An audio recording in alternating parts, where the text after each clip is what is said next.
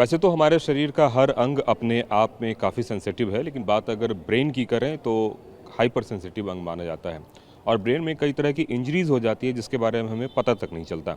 हमारे साथ डॉक्टर शरद पांडे सर मौजूद हैं जो आरएमएल में हैं। सर, एक बात बताएं कि किस किस तरह की ब्रेन इंजरी होती है और कैसे होती है? देखिए, आज हम आरएमएल में विश्व हेड इंजरी दिवस, जागरूकता दिवस, हेड इंजरी अवेयरनेस डे बना रहे हैं, जो कि पूरा देश मनाता है 20 मार्च के दिन। हेड इंजरी एक ऐसा जायंट है जो हम जान नहीं पाते हैं, मगर अचानक से एक्सीडेंट हो जाता है।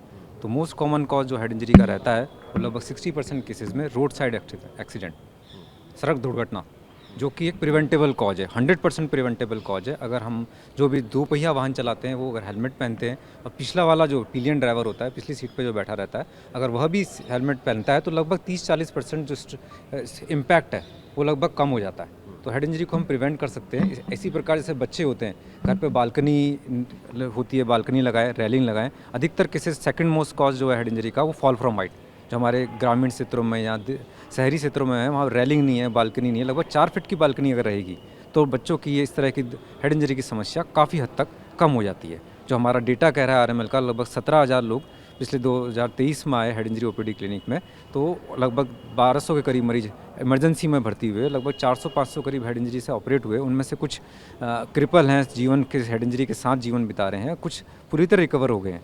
तो इन सब डेटा को देखते हुए ये विश्व head injury awareness day, world head injury awareness day 2024 आज 20 मार्च को हम लोगों में जागरूकता बनाने के फैलाने के लिए और लोगों को प्रिवेंशन की चीज़ें बताने के लिए ये हमने एक कार्यक्रम रखा है। सर, बंजिंग जंपिंग में किस किस तरह की परेशानी आती है, किस तरह की इंजरी आती है जिसका हमें पता भी नहीं चलता है? देखिए, ये एक एडवेंचर, जो हम लोग कहते हैं कि जीवन में लोगों को एडवेंचर का बड़ा क्रेज़ रहता है, तो इस तरह के एडवेंचर में हेड इंजरी की संभावना कभी कभी बढ़ जाती है।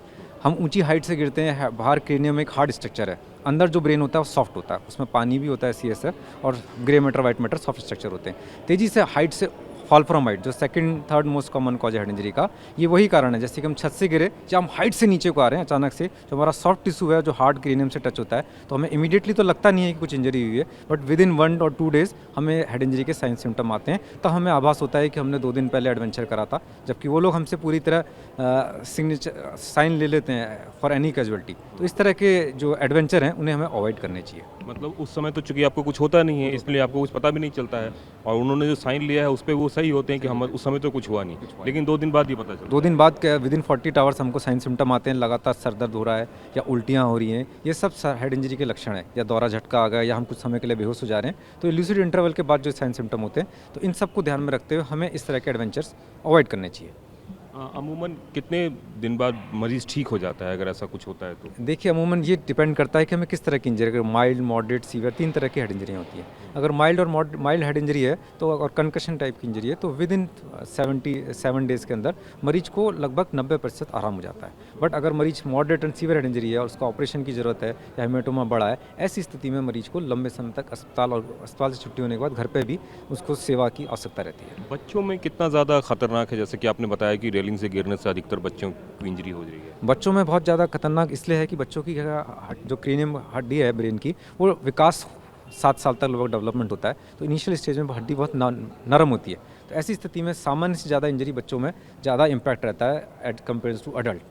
तो हमें बच्चों के साथ ज़्यादा सावधानी रखनी चाहिए, और बच्चे उस पीड़ा को, उस ऑपरेशन को झेल पाना उनके लिए एक अडल्ट पर्सन के कंपैरिजन में ज़्यादा रिस्की होता है, ज़्यादा खतरनाक। कभी ऐसा भी लगता है कि बचपन की चोट है वो जवानी में जाके निकलती है माथे में, तो वो किस तरह की इंजरीज देखते ये होती है, हमें कुछ हेड इंजरीज होती हैं जो कंकशन है या कंट्यूजन है, जो समय के साथ भर तो जाती हैं, बट वो कि जब हमें अडल्ट होते हैं, प्रौढ़ होते हैं, हमें दौरा झटका आया, तो हमने जाकर के न्यूरो सर्जन को या फिजिशियन को दिखाया, उन्होंने CT स्कैन कराया, तो उसमें पता चलता है कि पुरानी चोट थी, वो एक ग्लाइटिक एरिया, उस एरिया का ब्रेन थोड़ा डैमेज हो गया। इस वजह से हमें दौरे झटके की या हेड इंजरी के साइन सिम्टम मिलते हैं, तब हम मरीज को बताते हैं कि ये तो हमारी पुरानी चोट रही होगी।